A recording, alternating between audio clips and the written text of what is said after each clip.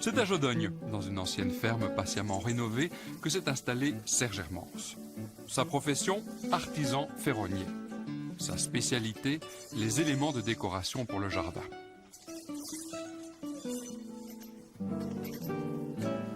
Dans l'atelier, on est surpris par la facilité avec laquelle l'acier est travaillé. Il faut peu de temps pour ébaucher ce qui deviendra un portique, une tonnelle, un support pour plantes grimpantes ou un brasero. Un brasero qui, sur la terrasse, réchauffera les soirs d'été frisquets. Un brasero qui, l'automne venu, créera une atmosphère au jardin. Serge construit beaucoup de tonnelles. Il jongle avec les facettes des modèles créés jadis par les ferronniers français ou italiens pour proposer un large choix de création. Si c'est la forme qui assure le charme de l'ensemble, le matériau peut apporter une touche esthétique propre. C'est une grande mode depuis plusieurs années, on laisse le métal rouiller.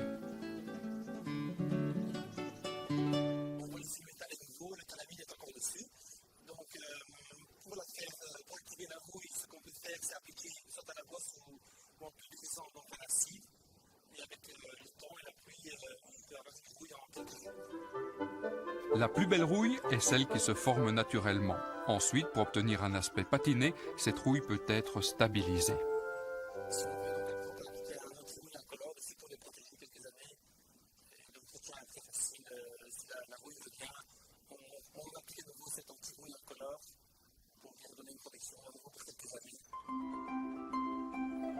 Si on ne fixe pas la rouille, elle continue à s'attaquer au métal, le rongeant progressivement en profondeur. Ne risque-t-on pas de détruire à terme la tonnelle? Oui, bien sûr, mais l'épaisseur du métal assure une durée de vie d'au moins 20 ou 30 ans.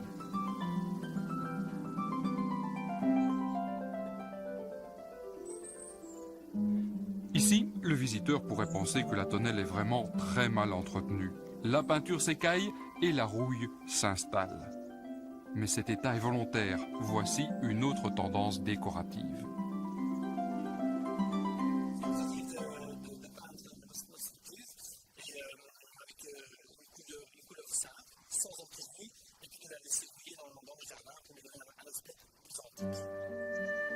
La rouille, libre ou contrôlée, est en fait la solution de facilité par rapport à un travail d'entretien fastidieux. Une structure peinte doit être poncée et repeinte régulièrement, à moins d'opter dès la construction pour une protection de fond.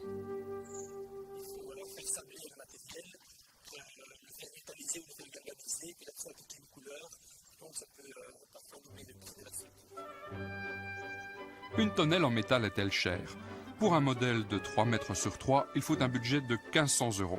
Mais l'acier se prête à bien des rêves en fonction des goûts du jardinier, en fonction de l'espace disponible. Les constructions peuvent prendre de l'ampleur et s'adapter à un projet précis. Mais il ne faudra pas oublier un budget pour les plantes grimpantes.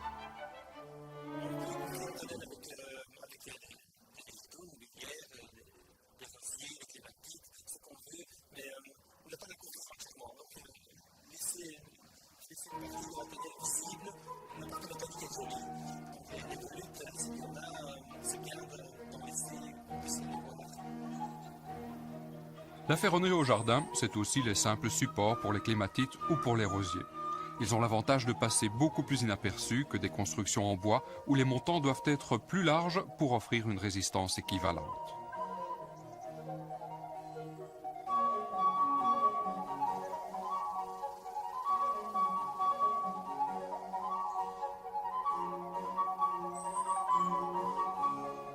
Jadis, les ferronniers construisaient une immense diversité de structures, des portails, des grilles, des palissades, des couches, des cloches pour forcer les plantes. Voici une galerie qui pourra assumer une transition entre deux parties du jardin.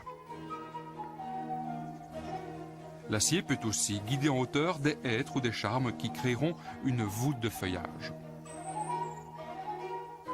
Une structure métallique peut également guider tout en discrétion des hêtres qui réuniront leur feuillage pour créer une couronne circulaire, une belle structure pour occuper le centre d'une large pelouse.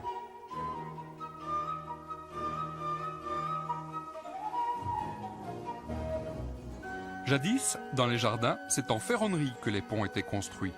Ceux de belle taille recevaient souvent une glycine.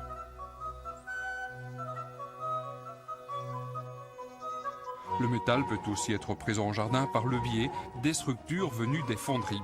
Les grands classiques, les abreuvoirs pour les oiseaux, les fontaines et les vasques.